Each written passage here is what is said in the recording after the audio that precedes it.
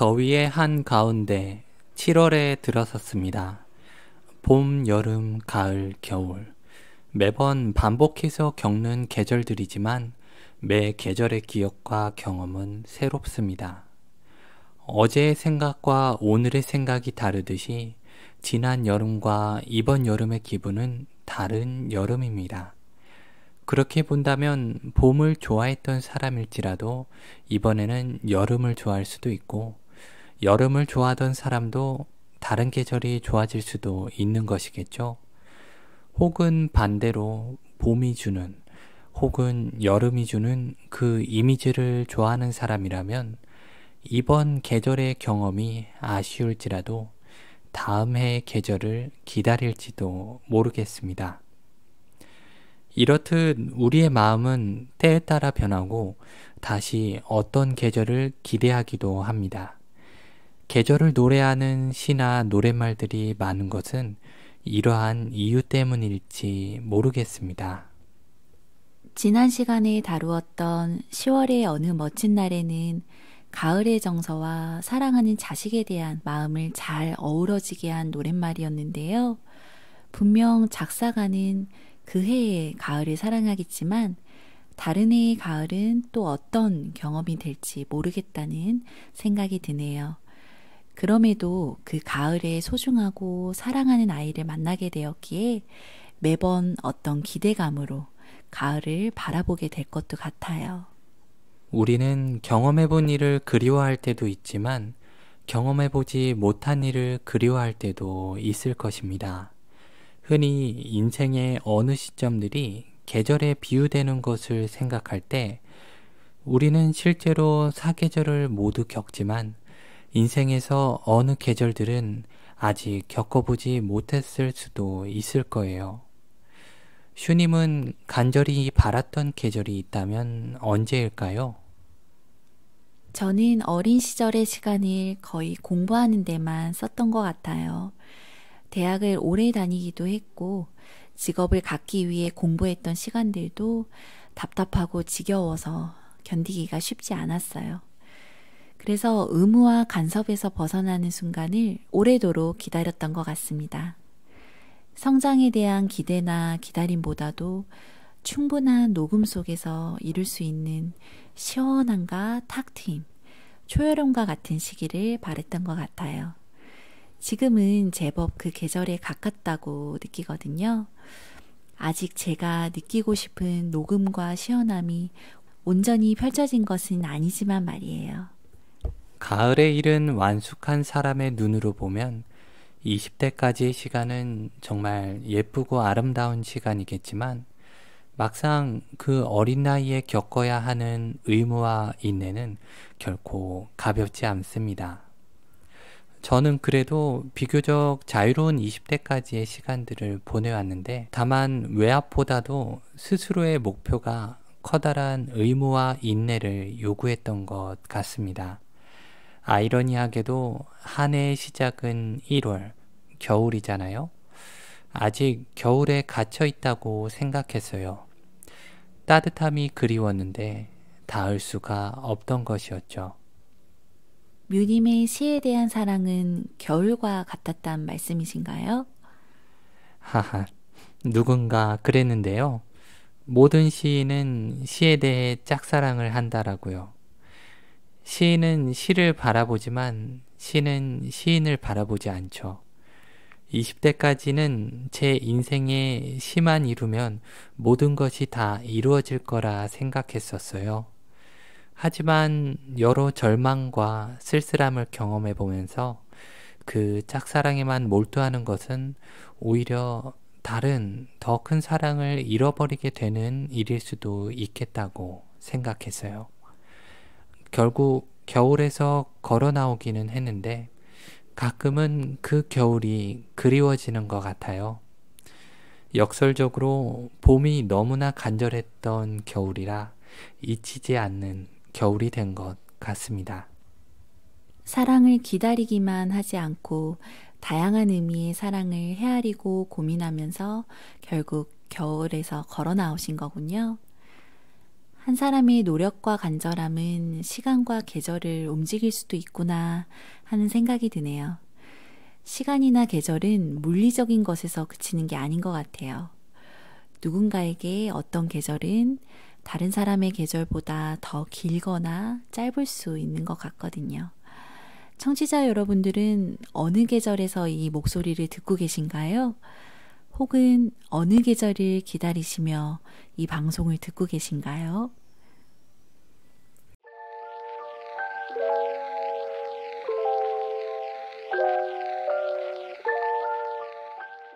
오늘 작품 이야기를 해보겠는데요. 제가 준비한 작품은 김유나의 봄이 오면입니다. 이번에도 시가 아닌 노랫말인 거죠? 네, 맞습니다. 지난 화에 이어서 오늘도 시적인 노랫말에 대해 이야기해 보려 합니다.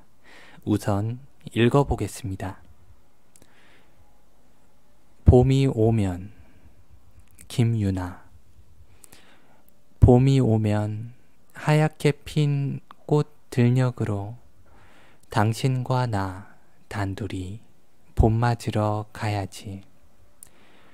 바구니엔 앵두와 풀꽃 가득 담아 하얗고 붉은 향기 가득 봄 맞으러 가야지. 봄이 오면 연두빛 고운 숲속으로 어리고 단비 마시러 봄 맞으러 가야지. 풀무덤에 새까만 앙금 모두 묻고 마음엔 한껏 꽃 피워 봄 맞으러 가야지.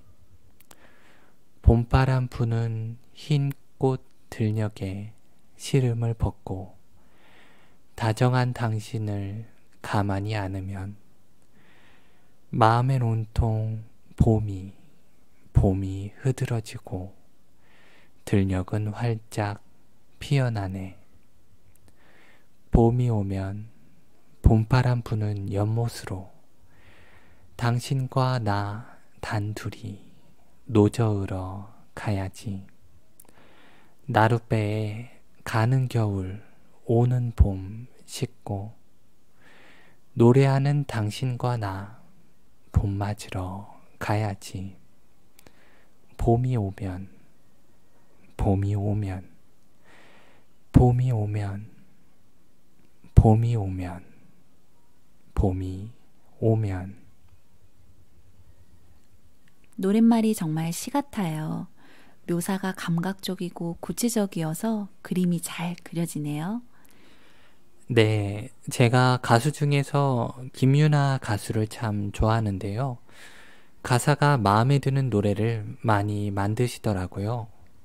가수 김유나면 자우림의 김유나 맞죠? 네, 자우림 밴드 활동과 더불어 솔로 활동도 하시는데요. 봄이 오면은 2004년 유리가면이라는 솔로 초기 앨범에 실린 노래입니다. 밴드에서 다루는 곡보다 더 개인적이고 개별적인 그리고 섬세하고 예민한 정서를 이야기하는 노랫말들이 많습니다. 저는 개인적으로 자우림의 노래보다는 김유나의 노래를 더 많이 들은 것 같아요. 그리고 특히 20대 중후반 시기에 집중적으로 들었고요. 김유나가 노래하는 말들은 외로움, 쓸쓸함 등 어두운 정서를 직접 마주하고 드러내는 것들이 많은데 즐거움이나 대중성을 위주로 한 노랫말에서는 젖어들 수 없는 마음을 김유나의 노래에서 많이 느끼고 위로받았던 것 같아요. 과거의 뮤님에게 김유나라는 가수는 커다란 영향을 주었던 가수로군요. 그러고 보면 뮤님도 한때 시가 매우 어두웠던 걸로 알고 있어요. 그런 점에서 김유나의 노랫말들과 통하는 마음이 있었던 걸까요?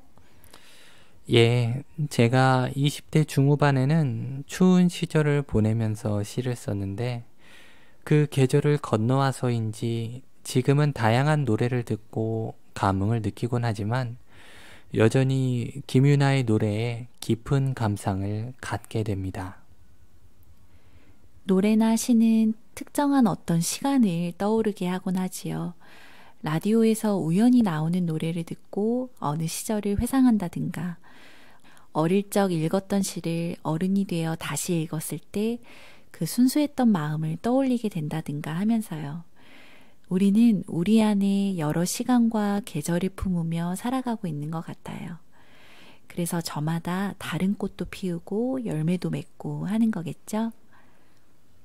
어떤 시간을 겪으며 살아왔든 잘 숙성된 시간에는 고유한 향기가 있어서 주변을 다채롭고 향기롭게 하는 것 같습니다. 그런데 소설이나 영화를 보고 어떤 시기를 떠올리는 것보다 노래나 시를 통해 어떤 기억을 떠올리는 경우가 많은 것 같은데 이건 어떤 이유에서일까요? 아마 노래도 시도 압축적이고 전달력이 높아서일 것입니다. 또 입에서 입으로 전해지기 쉬운 것들인데 특정한 운율과 리듬으로 낭송하도록 만들어진 장르여서겠지요. 우리에게 인상을 전달해주기 위해서 너무 많은 이야기나 너무 커다란 이야기를 할 필요는 없는 것 같습니다. 작은 빈틈에 스며들 수 있는 단 한 줄, 한 구절이 그 시간의 균열을 채워서 작은 결정을 맺고 간직할 수 있는 형태로 몸 안에, 가슴 안에 남는 것 같습니다. 예, 좋은 이야기 잘 들었습니다.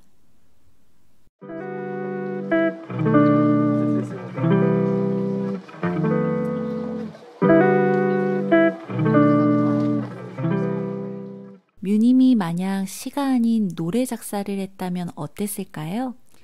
하하, 노랫말과 시가 서로 통한다고는 하지만 노래는 여러 사람에게 불리는 것을 추구하고 시는 단 한 사람에게 닿기를 희망합니다.